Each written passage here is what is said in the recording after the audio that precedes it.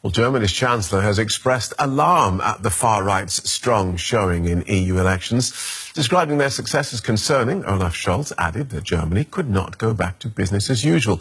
His ruling coalition won just a third of all votes, while the far-right Alternative for Germany swept past the parties in the coalition to take second place behind the Conservatives.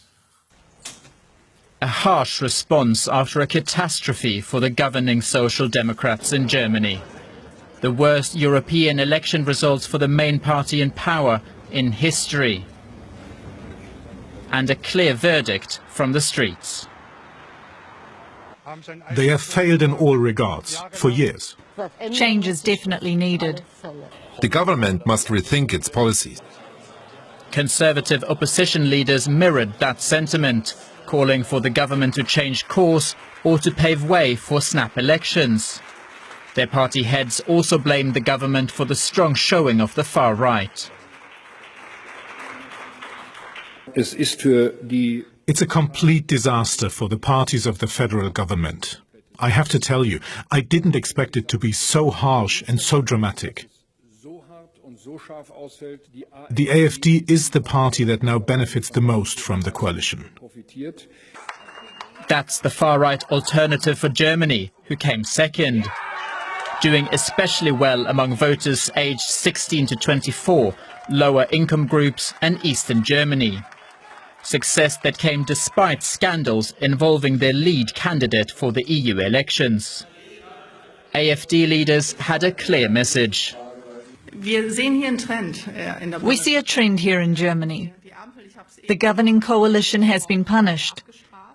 It is a vote against the Chancellor, who must now pave the way for new elections. While his government ruled out new elections, the Chancellor stayed notably reserved about the outcome.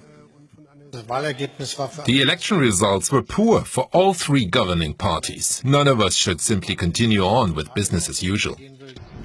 But what policy change will look like, Scholz has yet to make clear.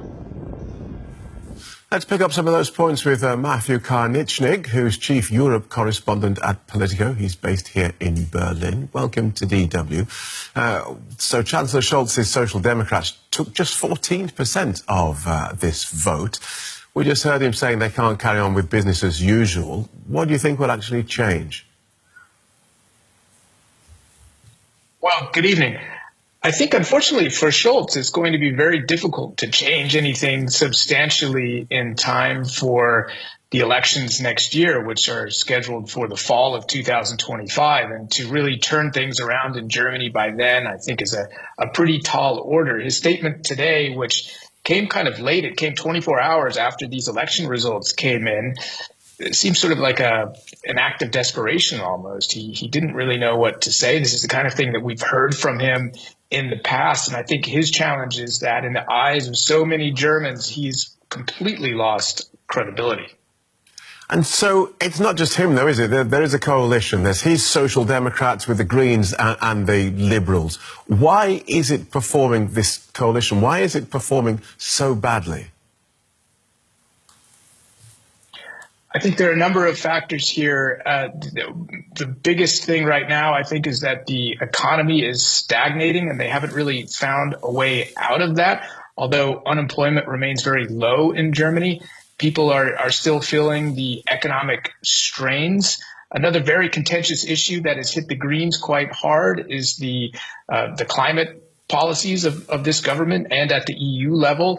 In particular, this decision to phase out fuel-burning cars by beginning in 2035, which effectively means that Germans and other Europeans won't be able to buy the diesels and the gas-powered cars that they are so famous for in Germany. And I think that's created a lot of resentment.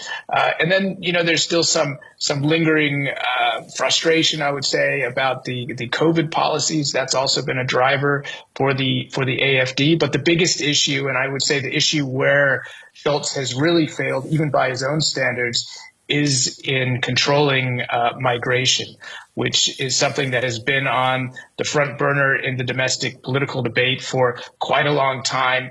Last fall, Scholz promised to begin deporting people from Germany whose asylum applications were rejected on a grand scale. That hasn't happened.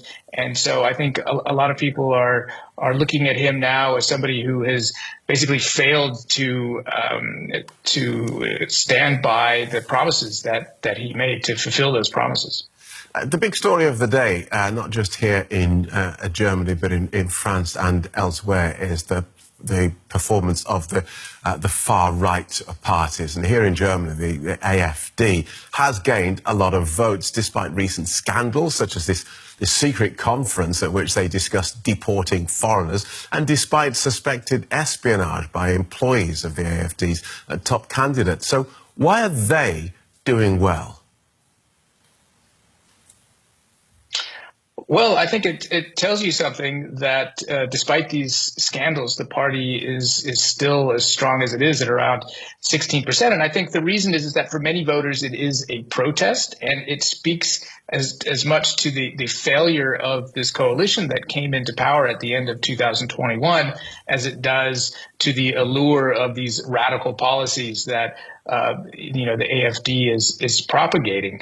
Now, the issue of migration is not new in Germany. It's not new in Europe. Obviously, it's been a very emotional issue for some time, and government after government here has unfortunately really failed to address the issues that are driving support for the far right, in particular in smaller towns around the country that are seeing their infrastructure really strained by the arrival of so many migrants. And beyond that, I think it's also it's a cultural issue. There's a sense that the country's culture is changing. Some people are uncomfortable with that, and here again, it seems like Scholz hasn't really done enough to assuage those concerns of the population.